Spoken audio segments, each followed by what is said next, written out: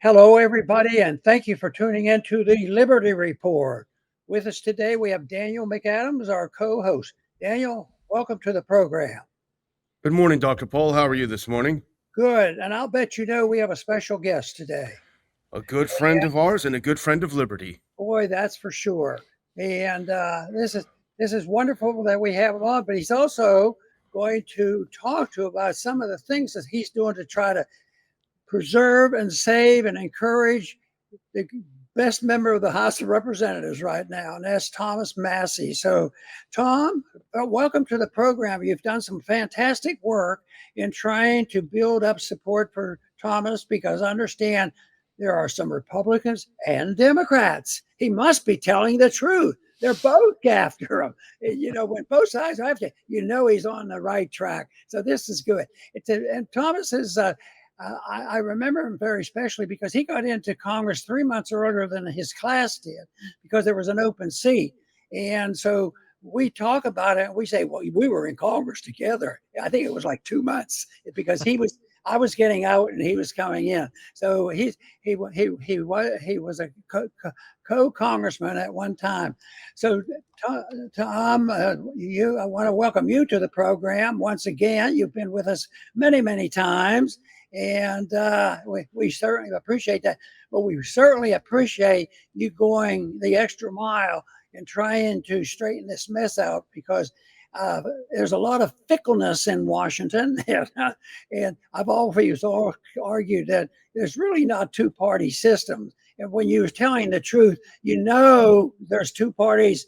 There's two parties gang up on the guy that's telling the truth. And I think there's a little bit of that, what's going on. Tom, welcome to the program. Thank you. Very nice to be with you, gentlemen.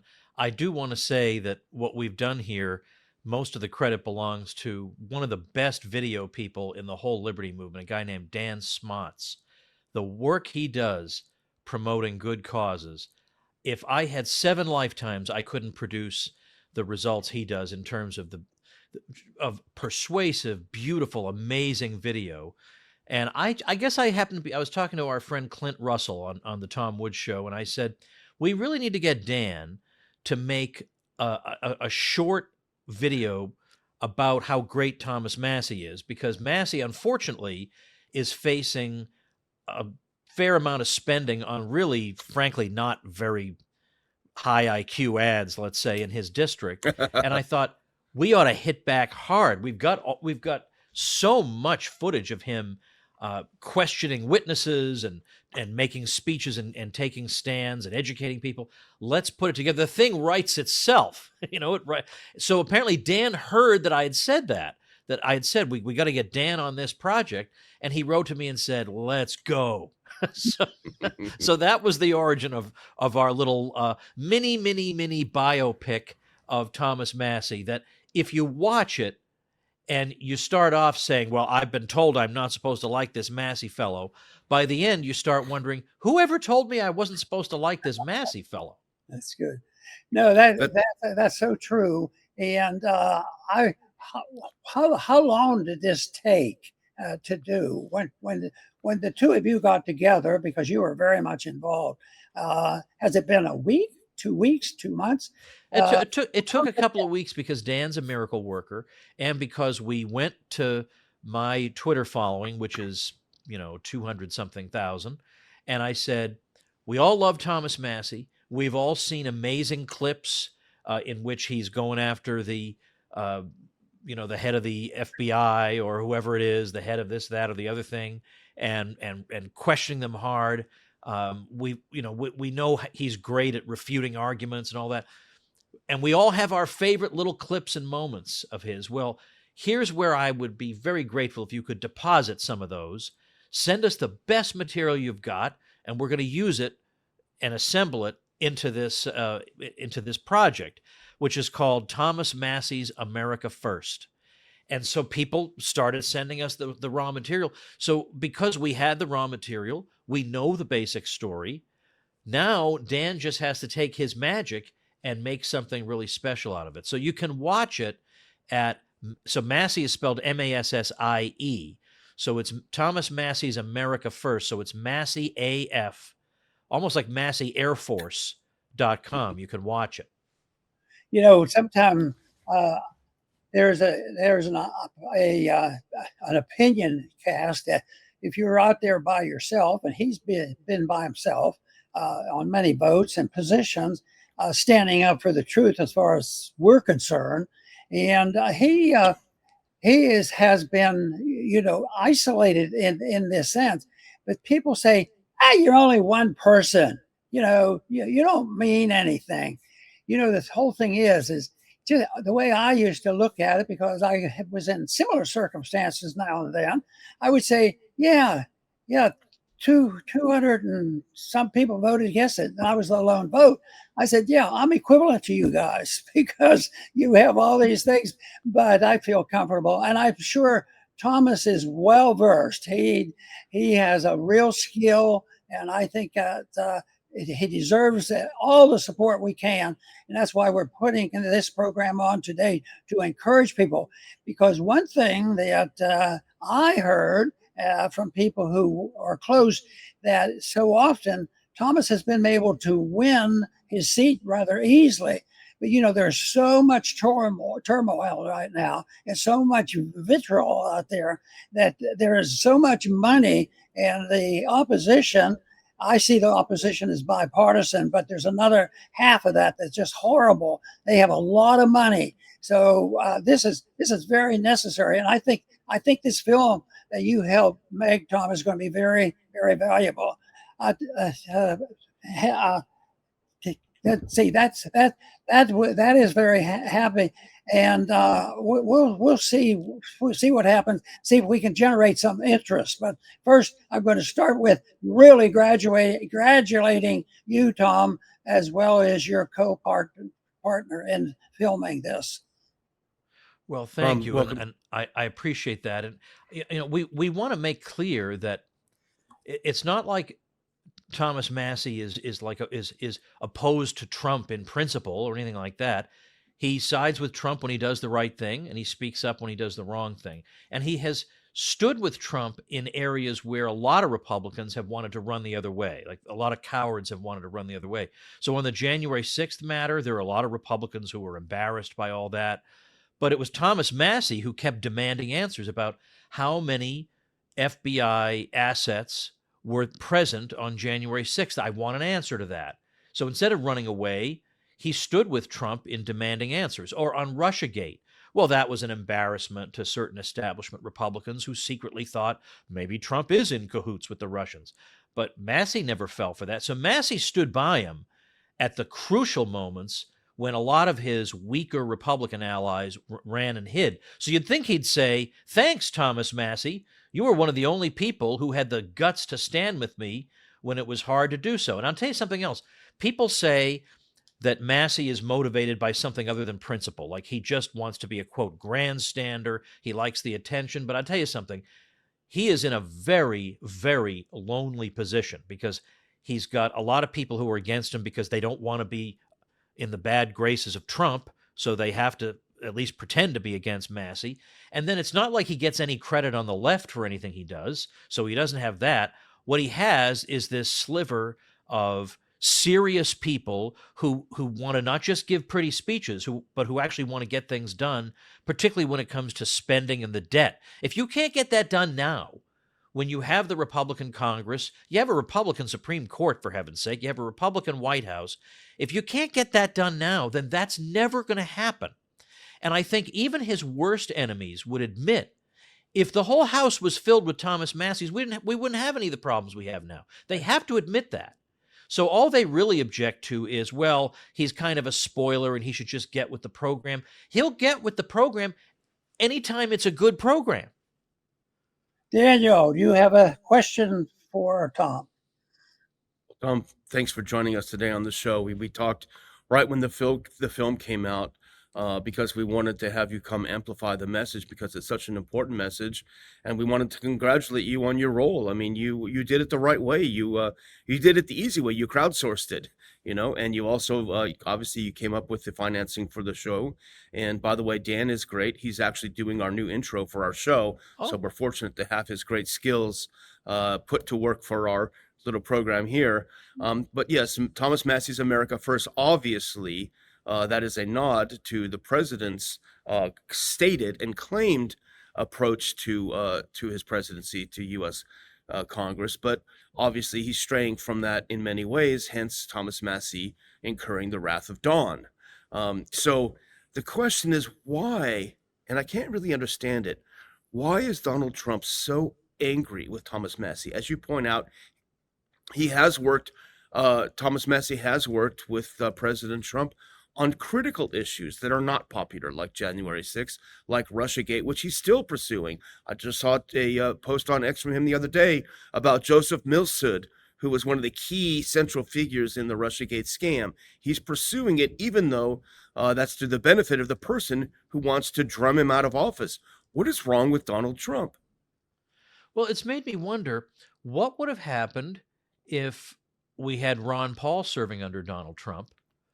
What would that have been like? Would he have unleashed the same kind of vitriol against Dr. Paul? I don't know. I mean, Dr. Paul has had built up a significant following by then, was better known than Thomas Massie is. I don't know, but meanwhile, Roger Stone has been pushing for Dr. Paul to get the Presidential Medal of Freedom. Well, it would be hard for him to award that to Dr. Paul while also trying to drive his greatest follower in Congress out of office. So I mean, look, think about it under George W. Bush. Now, it's not like George W. Bush was super friendly to Dr. Paul, but I think his attitude was, all right, well, we have Dr. Paul and he votes his certain way and there's nothing we can do about it. So because there's nothing we can do about it, where there is no solution, there is no problem. And that was more or less it. So, I mean, Dr. Paul wouldn't get chosen for committee assignments or anything like that, but there was no huge campaign to drive him out. I think this is a matter of Trump's personality. And I'm somebody who I'm perfectly willing to give Trump credit for good things and courageous things, absolutely 100%. So I don't have Trump derangement syndrome. I have nothing to do with any of that. But I do think his personality is such that he doesn't like. I mean, he expects the left to stand up against him, but somebody who is purportedly within his own ranks standing up against him, I think his personality just can't allow that, and I think he lashes out.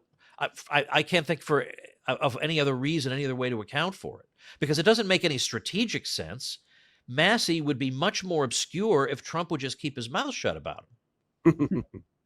Well, I look at this when you see and hear and listen to and respect somebody like Thomas, that people don't like to hear the truth. The voice of truth is there and it's available.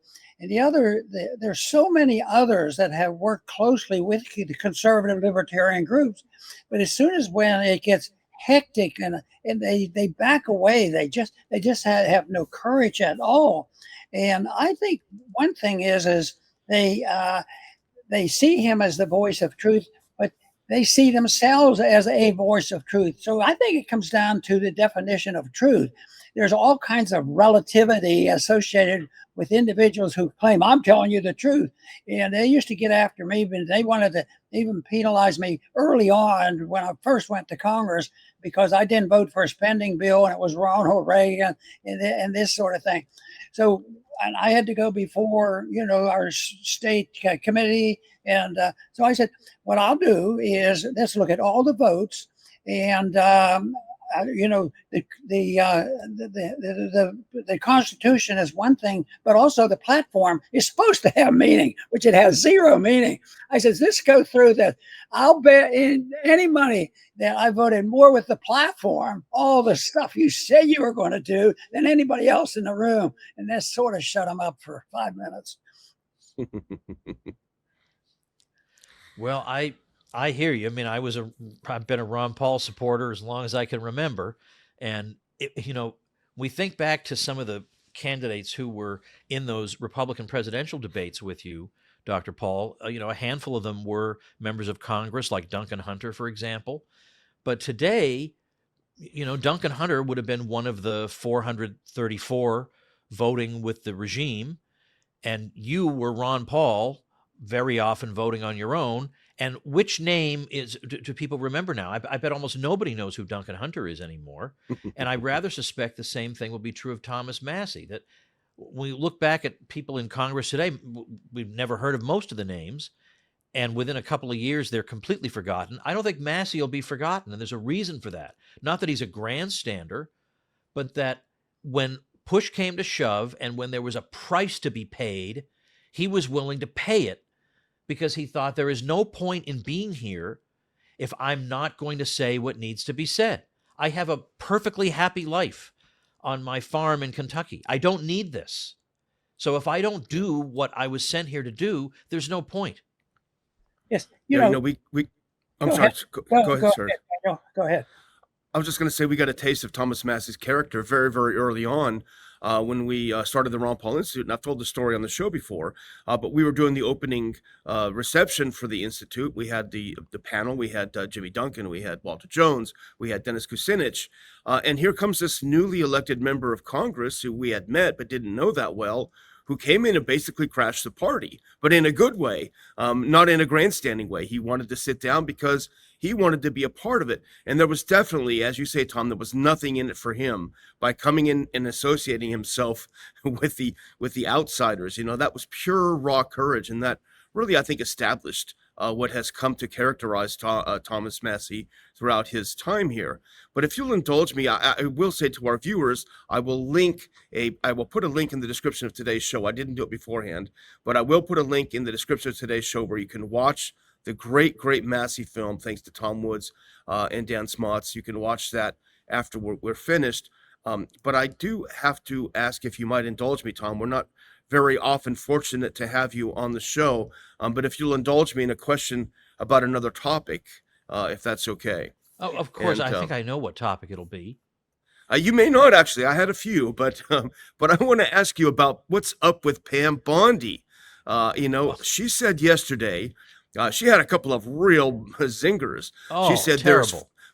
She said there's free speech and then there's hate speech. And there is no place, especially now, especially after what happened to Charlie in our society. We will absolutely target you, go after you if you are targeting anyone with hate speech. What is going on with Pam Bondi? Oh, well, Daniel, it's even worse. She apparently also was, evidently there was somebody at a copy store who refused to make copies of a flyer about a vigil for Charlie Kirk. And the store already fired that person, so the thing is resolved.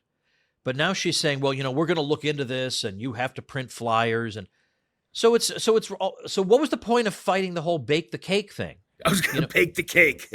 Right? Jack Phillips in Colorado said, I'm not baking this cake because I don't believe in the message that you want me to put on it. And we won that, although the thing is, we had to win that circuitously because the civil rights establishment will not allow us to win it on the grounds that this is my private property and I'll serve anybody I want. That's not been allowed. You haven't been allowed to say or think that for a long time. So the Supreme Court had to come up with this extremely Byzantine, serpentine kind of logic to find him not guilty. But the point is, a lot of us on the right have been saying for some time that the principle, there's no other way you can run things other than the owner decides who he's going to do business with, because that's a matter of freedom of association. You can't be forced to do business with somebody you don't want to do business with. And now Pam Bondi is asserting the opposite and is trying to take these laws that have done so much damage to society and say, well, we're going to use them now, and we're going to use them to make sure people are forced to print flyers. Pam, you are missing the point. We don't want you talking about hate speech, which is not a category that Charlie Kirk believed in. It's a category of thought developed by our enemies. And I don't want to use that for my purposes. I want to destroy the concept of hate speech. What we want is if there happen to be networks of people who conspire to disrupt events or cause property damage or violence, that they need to be broken up or punished. That's what we want. We don't want any of this other nonsense. I want to make a point of having experienced the time I had in Congress and what Thomas is going through. The question I get frequently is that people will ask, is it different? Is it much worse now, or was it this way all along? And I say it's different. And one example of this was we were going through one of these battles on the budget, and Gingrich, who was the speaker, got all the Republicans in a room, and he was laying down the law. He says, every one of you, have gotten something from the government. You have something on, and you will vote for this bill. Except Ron Paul is not held to that because he didn't bother. And that wouldn't happen today. Can you imagine?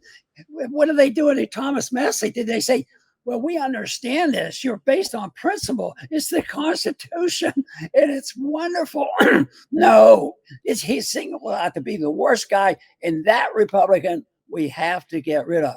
That's the power of truth, and also know exactly what we're up against. But I found that little incident that I had to go through very entertaining and subtly, chuckled. Daniel, do you have any others that you want to run by me? Because I'm ready for a lightning round if you are. Oh, well, I was going to throw out Venezuela. I mean, Trump strikes again. He has abrogated to himself the authority to be the policeman, the judge, the jury, and the executioner all in one. Apparently, he blew up another boat yesterday. I was stuck in a room waiting for a jury duty. Thank God I didn't get it. I didn't get picked. But nevertheless, I get out of the room and I see that he's blown up another boat. And of course, unfortunately, conservatives are cheering this same thing that they would have really booed President Obama for.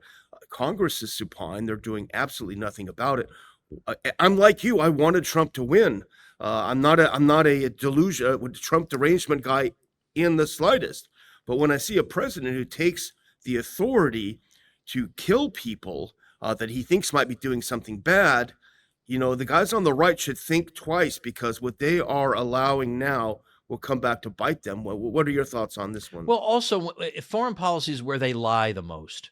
And they lie the most in foreign policy because the events in question are taking place so physically far away, it's much easier to lie about it. And so we get fake stories about this, that, or the other thing. Years later, we find out it was a hoax. And, so in this case, I'm skeptical. I mean, maybe these are bad guys, maybe they're not. But I don't feel like the U.S. regime has a very good track record when it comes to telling me why they're bombing people, or what the results were, or who the intended target was. It always turns out to be the opposite or something else from what they've told us to begin with. So that's why I want to minimize these things. Yeah, and even if they are everything that they're said to be, you can't just go killing people. I mean, you can't just do it because you think they're bad, and even if they are bad, you still can't do it. So, not to mention, I mean, look, I realize it's quaint to say a word on behalf of the Constitution. That's so yesterday's news. But a lot of times people will say, well, in the early republic, we have examples of this, that, and the other thing being done on the president's say-so. But what they don't know, because they don't bother to look and they don't want to know, is that there was congressional authorization for all these things again and again and again, whether it was the Barbary Pirates or the quasi-war with France or whatever it was. There was always congressional authorization. The first time the president sent troops anywhere without express congressional authorization was not the Korean War, but it was around the time of the Boxer Rebellion. About 5,000 Americans were sent over to China, but that's about it. Other than that, until you get to the mid-20th century, you just don't see this kind of thing being done. And by interesting coincidence, you had a much freer society at that time. Tom, you bring up the subject of the support in the Congress for the foreign policies. And I think there definitely has been a shift in one way, because when I was there, it was easier to talk with and maybe work with a coalition of a progressive Democrat. But now, they're every bit as hawkish as the Republicans are, and that attitude has shifted. I think there's an improvement. So Daniel and I sort of kid to ourselves, we have to find something positive out of this. So I think all this stuff is so bad, and there is a shift, and we can look at it and say, there's a lot more people now talking about non-intervention. it's just a shame that our leader right now is not helping us out. And yet a lot of people who supported Trump and were hopeful about Trump, he just hasn't come through.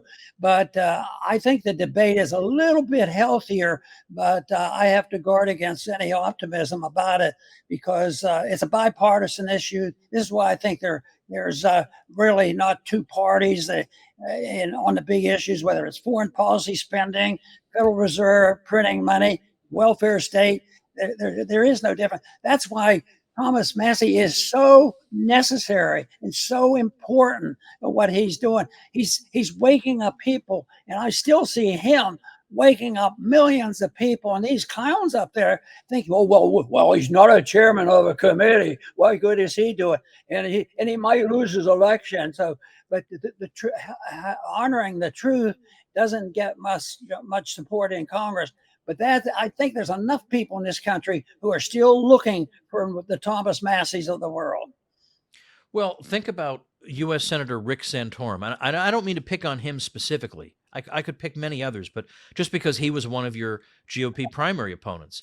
Right. Now, I'm sure Rick Santorum probably got a few bills passed. I don't know what any of them were. They probably had no impact on me whatsoever, and nobody remembers them. So, whereas you, and I know, Dr. Paul, I know it embarrasses you to be praised, but I'm afraid you're just going to have to sit and endure it. What you did, even though it didn't involve getting bills passed, shifted the way people think. It gave people who are not on the left permission to be anti-war. And it's paved the way for what we have now. Up to then, if you were against the U.S. military doing this or that, it was assumed that you were some kind of terrible commie, pinko, who shouldn't be listened to. But now suddenly it's a very respectable position. And now people are digging up, looking into the history of the conservative movement and saying, well, actually, I can find a lot of people in the history of the conservative movement who took a position kind of like Ron Paul. That is far more important than whatever fleeting bit of nonsense legislation somebody might get passed that'll just be repealed tomorrow or ignored or whatever. The long-term change comes from changing minds, and the changing minds is done by the people who vote alone. You know, if the vote is 400 to 35, nobody thinks about it. But if it's 434 to 1, everybody wants to know who's that one and why is that person saying no.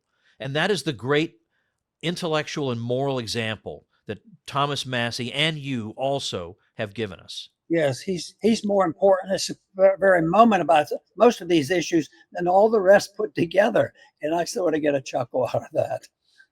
Well, Tom, I can underscore what you said back in 1998. When I discovered Ron Paul, I discovered that there was a way to be anti-war and not be a leftist. So that's absolutely true with me as well. And I'm grateful. I'm eternally grateful for that. I'm gonna sign out now, but I do want to thank Doubting Thomas and Georgist for both kicking in some money to help us keep the show going today. We appreciate your support. I want to thank my great friend Tom Woods, one of the greatest libertarian communicators in history, a brilliant historian. Personally, I want to thank him because he helped educate my kids through the Ron Paul curriculum and gave them a great view of U.S. history. And I'm terribly grateful for that as well. And I want to thank him for joining the show. And I do want to thank all of our viewers. And I'll kick it back over to you, Dr. Paul. Very good. And I want to close with a state of encouragement because ultimately I have to remain optimistic in some areas, but I have to be realistic to realize how terrible it is. And I see things coming apart on foreign policy, monetary policy, economic policy, morality, and the whole works. And yet I see this as an opportunity for us to present something. So our goal and our responsibility is, if we do believe this, why don't we spread this message? And quite a few people have followed up on that they have started organizations that are big and better, and they get a lot of coverage. And I think that's the way it works. And then, of course, the quote we use frequently is, an idea can't be stopped even by guns. So the power of ideas fascinates me to no end. So And a lot of people do have their programs going. So, Tom, what I would like to suggest, and I'll give you a couple of minutes to close it out, is that I would encourage everybody listening or coming in contact or hears about Thomas Massie. They say, "Oh, he's a good guy. I sure hope he does well. Yeah, I hope he doesn't lose his election." No, I think the responsibility, it's a personal moral responsibility. If you believe what we as a group generally believe, that we have an obligation to spread a message for our own self-preservation, our family, and just for the sake of satisfying people who think you should defend the truth and you shouldn't come anywhere close to the nihilists and say, don't sweat it. You can't. There are a lot of nihilists in Washington. They say one thing, but they really don't believe in the truth factor. They're not moving in that direction. So I think that that this is a time I will personally encourage all our viewers today to do something. And a lot of times the students would come up to me after a speech on a campus. Okay, Ron, we agree with you. Tell me what I have to do. Should I run for Congress? And I say, well, don't run for Congress. I mean, sometimes it works out okay, but that's not it. What you have to do is be prepared, know what the information is. But everybody has a talent. I'd love to be able to sing about these issues, and that's not my that's not my thing that I can do. But I can sing in my way about how wonderful we have had it in the meantime in our country, because we have probably the maximum amount of liberty and freedom for a time period. If we prove it's okay, and I'm convinced that the freer a country, the more peaceful it'll be and more prosperous it'll be. So that's what we'll continue to do. And Tom, I'd like you to go ahead and close out and tell us specifically what the viewers can do to help with the project and this film that you helped make. Well, I'm happy to say that friends of Thomas Massie came through and supported this thing. So no big super PACs were involved, or no funny money or anything. It was just ordinary people made this thing possible. And I really would urge people, just spread it around, because people have been told to dislike this man. And when they see this, they're going to wonder, why have I been told that? I love him. It turns out he's great. So you can find it again at Massie. Remember, Massie spelled MASSIE, MassieAF.com. So Massie's America First, MassieAF.com. Go check it out. Doesn't cost anything. But if you could spread it around for us, that'd be great. Tom, I want to close off by giving you a big thank you for appearing and all the good work you've been doing for so many years. I also want to thank our viewers for tuning in today. Please spread the message of liberty.